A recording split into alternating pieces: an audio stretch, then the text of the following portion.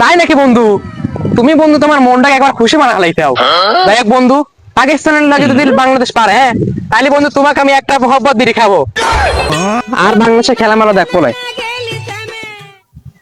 রাত যে খেলা দেখি সেই খেলা পারে না ওরা।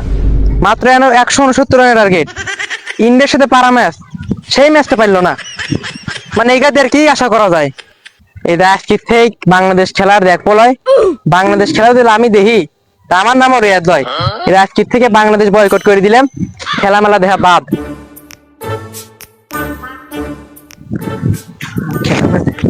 রেয়াদ, তোর মন খারাপ কে? আরে ভাই কইছে গতকাল খেলা দেখছিলি নাকি বাংলাদেশ? না, খেলা তো দেখতে পাই নাই।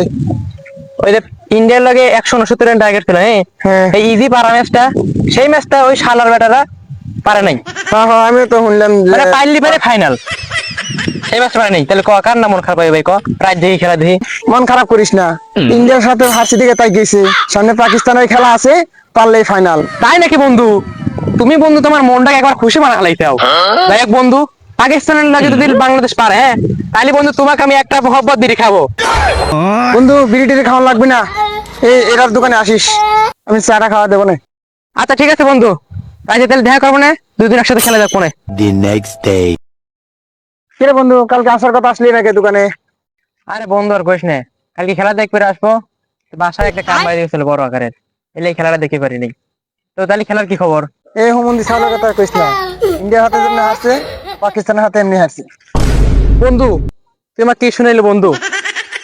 আমি মনে হার্ড স্ট্রোক করবো বন্ধু, অ্যাম্বুলেন্স ডাক দে বন্ধু।